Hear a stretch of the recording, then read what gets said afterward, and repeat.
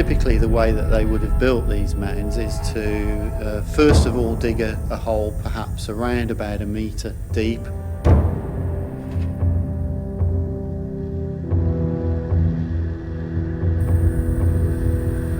Once the hole had been dug, the body would have been laid into the burial mound.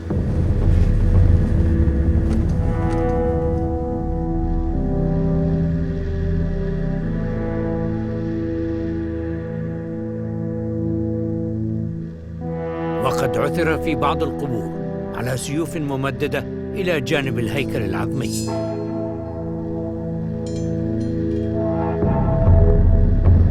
والسيوف هي التي دلت علماء الآثار على أن هذه القبور تعود للعصر الحديدي.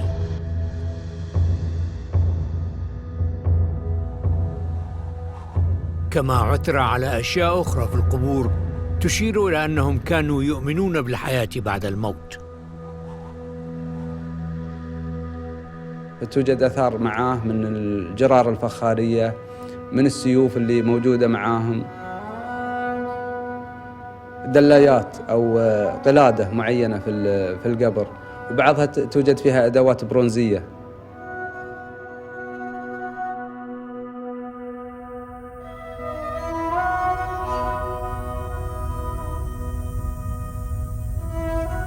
وازدهرت حضارة القبائل التي عاشت هنا، ولكن وبالرغم من ازدياد عدد السكان يعتقد أنهم ظلوا يرتحلون من مكان لآخر ثم يعودون إلى هذه المواقع لدفن موتاهم.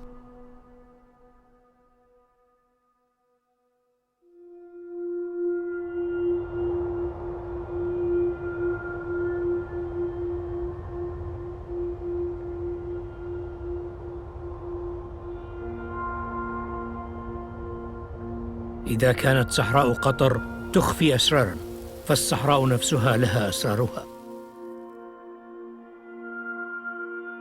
ليست مجرد لمحات عن حضارة قديمة، بل نسمات من عصر تميز بالرخاء والعطاء.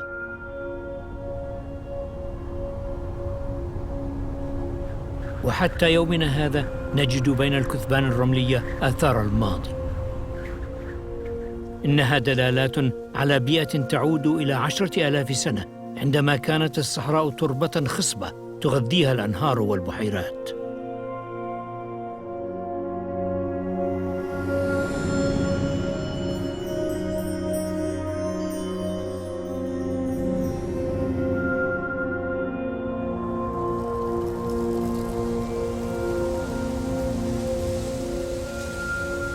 From around about 10 to 6,000 years ago, Qatar would have been much greener.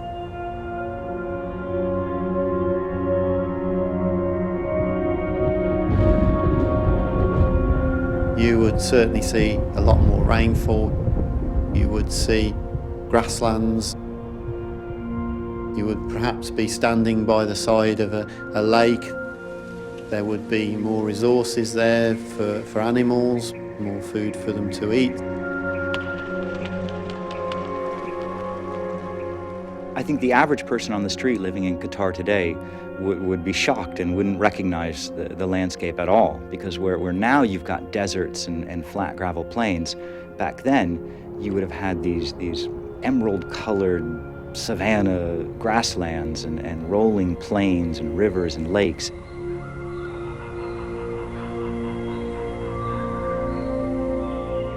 I think pretty much we can imagine Qatar as present-day Africa.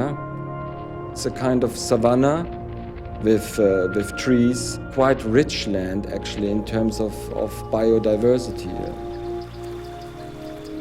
ومن الأدلة على أن هذه المنطقة كانت خصبة ما عثر عليه علماء الآثار من هياكل عظمية للماشية وبقايا مزروعات قديمة.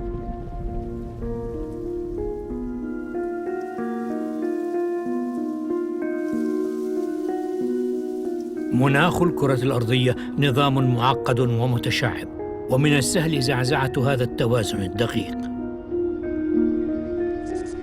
وقد أدى تغير بسيط إلى تغيير شامل لبيئة قطر.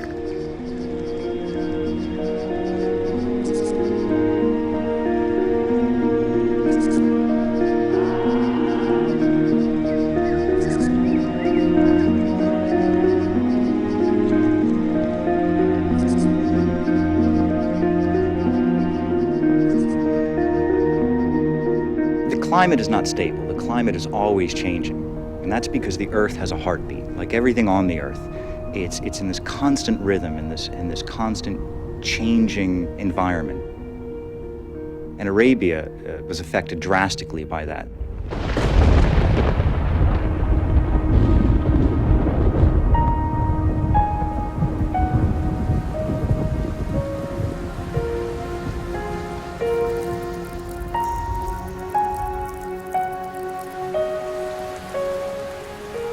So at certain times in prehistory, about 10,000 years ago was one of them, the monsoon, which affects the southern part of the Arabian Peninsula, was much stronger in intensity and would have traveled much further north into the peninsula and deposited rainfall all across the interior. كان تغير الرياح الموسمية العامل الأساسي الذي حول الصحراء إلى سهول خضراء. كانت الرياح الشمالية تحول دون وصول الأمطار إلى قطر، ولكن التغييرات المناخية قبل 10,000 سنة أدت إلى إضعاف تلك الرياح. The north wind became much weaker and the south-west monsoon was then able to move up across the Arabian Peninsula over the area of Qatar. What this actually meant was that there was much more rainfall, particularly over the summer months. ومع الأمطار دبت الحياة في رمال الصحراء، ولمدة 4,000 سنة كانت قطر منطقة خضراء خصبة. ولكن المناخ بدأ يتغير تدريجياً، وازدادت شدة الرياح الشمالية مرة أخرى، فدفعت الأمطار الموسمية باتجاه الجنوب. ومع غياب الأمطار عادت الصحراء إلى ما كانت عليه. ولكن ملامح الماضي الخصب ما تزال موجودة اليوم.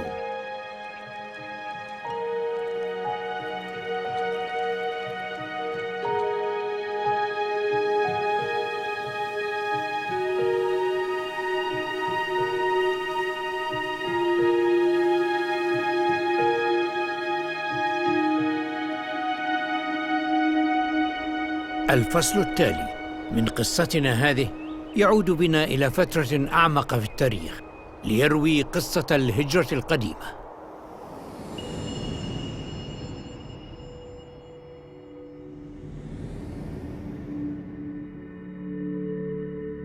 بعض الآثار القيمة المكتشفة هنا مثل هذه الأدوات الحجرية هي من أقدم الدلائل المكتشفة والتي تثبت استيطان الإنسان في قطر.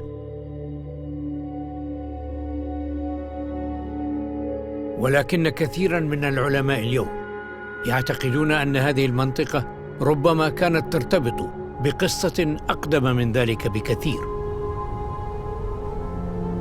وأنها شهدت قبل عشرات آلاف السنين أوائل الهجرات التي قام بها الإنسان الأول في طريقه لاستيطان أماكن مختلفة من العالم.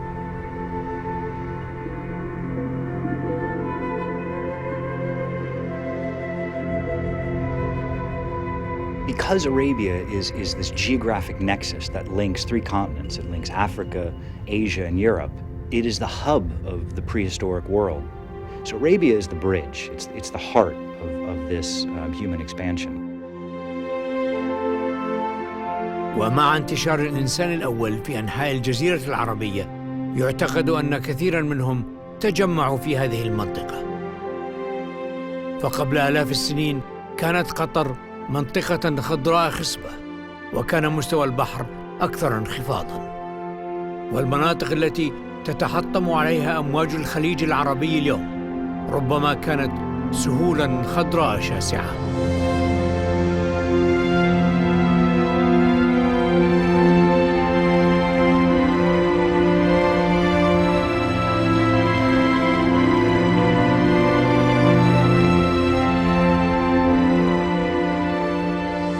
I think anybody would be bowled away if they were to see the Gulf as it was then, because it was a paradise.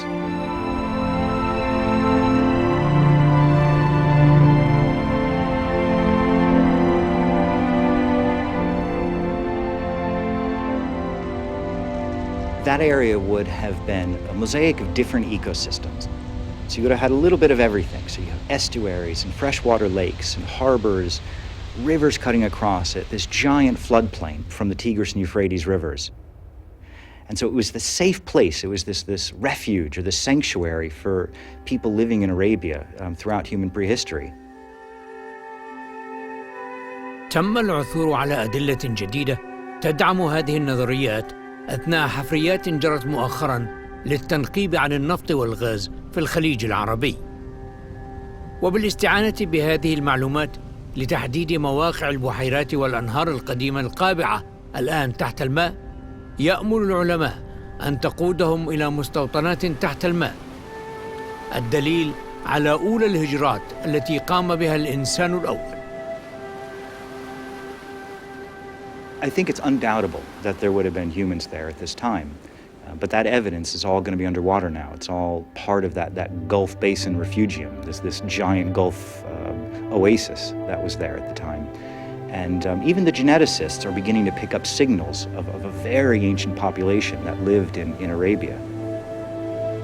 So we have the genetic evidence, we've got the archaeological evidence from other places, but now it's just a matter of diving and finding it in the Gulf.